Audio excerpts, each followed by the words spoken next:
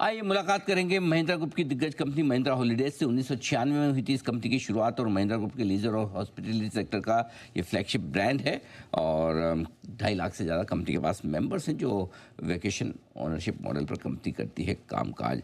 कल बाजार के दौरान आए थे नतीजे में आपके सामने एक बार फिर रख दूँ। अच्छे नतीजे पेश किए, 7% की रेवेन्यू में ग्रोथ आई है, इबिटा कामकाजी मुनाफा 16% बढ़कर आया है, मार्जिन में भी इंप्रूवमेंट दिखा है, 1.5% का 17.5% पर पहुंचते हुए दिखे और मुनाफे में 34% की अच्छी बढ़त 8 करोड़ के आसपास पहुंचता हुआ दिखा, कुछ एडजस्टमेंट्स के साथ।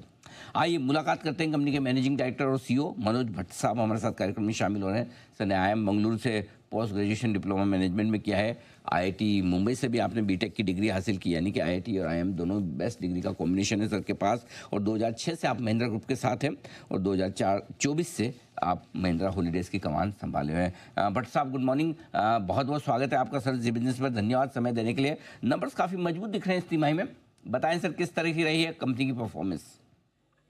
So first of all, thank you for having me on the show.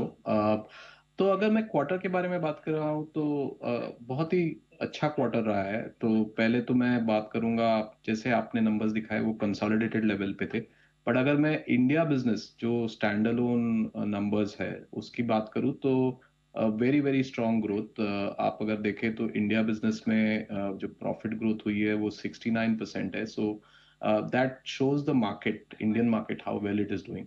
और हमारे पास एक ओवरसीज ऑपरेशंस है which has been stable, but also इस क्वार्टर हमारा जो प्रॉफिट इम्पैक्ट हुआ है because there is some forex loans, उस पे थोड़ा, so that's why the consolidated number वो रिफ्लेक्ट नहीं करता, but it's still very very strong 18%। सो एक तो वो है। दूसरा है कि अगर आप देखें कि हमारा ऑक्यूपेंसी लेवल्स वर अबाउट 85%, तो 85% ये जो काफी स्ट्रांग नंबर आया है despite the impact of probably the Indo पाक कॉन्फ्लिक्ट, तो that is also very much on track.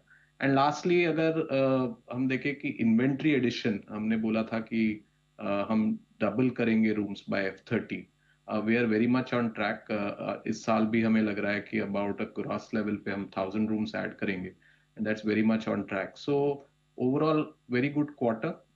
And और इसमें हम देख रहे हैं कि जो जो हमने इनिशिएटिव्स ली है उस सब में रिजल्ट्स आ रहे हैं, that is contributing to the numbers. Okay, काफ़ी मजबूत क्वार्टर है, लेकिन मुनाफे में इस बार जो एडजस्टमेंट है फॉरेक्स लॉस का 28 करोड़ का आया है, ये किस वजह से हुआ है और क्या ये एक ही बार का है, आगे तो नहीं होगा, या इसका रिवर्सल होने का भी चांस है सर? सो ये फॉरेक्स लॉस जो है हमारे पास एक हमारे यूरोपियन बिजनेस में एक यूरो लोन है, यूरो करेंसी में, उसके वजह से हुआ है। तो वो जो है फॉरेक्स का जो है वो एडजस्टमेंट है, तो वो एक्चुअली रिवर्स भी हो सकता है, एक्चुअली यहीं पे भी रह सकता है। So it is a variable number. तो इसलिए हमने इंफॉर्मेशन के लिए सबको दिया है कि वो एक इम्पैक्ट है, बट उसका depends on where the euro goes against the rupee in a way. ठीक बात। इस वक्त ऑक्यूपेंसी ट्रेंड्स कैसे दिख रहे हैं सर, किस तरह की ऑक्यूपेंसी इस तिमाही में रही है और बाकी समय के लिए, आगे तिमाहियों के लिए किस तरह का आप ट्रेंड देख रहे हैं? सो हमारी जो ऑक्यूपेंसी लेवल है वो 85% के करीब रही है इस quarter, which is very very good. तो एंड ये हमारी स्ट्रॉन्गेस्ट क्वार्टर रहती है, second strongest quarter, actually strongest quarter दिसंबर में होता है। तो overall for the full year हम वही टारगेट कर रहे हैं, हमारी ऑक्यूपेंसी अराउंड 83 to 84% रहती है, तो उसी उसी ट्रैक पे है। बट हमारी इन्वेंट्री बेस बढ़ रही है, so what is happening is volume growth आ रही है in terms of occupancy, and that's something we are targeting even this year. अ, नए किस तरह के रिसोर्ट्स आप खोलने की तैयारी में, पाइपलाइन कैसी दिख रही है और कब तक? या अगर जैसे मैंने बोला कि इस साल का हमारा जो उद्देश्य है वो है 1000 रूम्स ऐड करने का। And as of now, just आपको इंडिकेशन देने के लिए, अबाउट महाराष्ट्र में ही हम अबाउट 3 से 4 रिजॉर्ट खोलेंगे, और गोवा में एक होगा, राजस्थान में एक होगा, गुजरात में एक होगा। सो अक्रॉस द कंट्री हम रिजॉर्ट्स खोल रहे हैं, so that is well on track.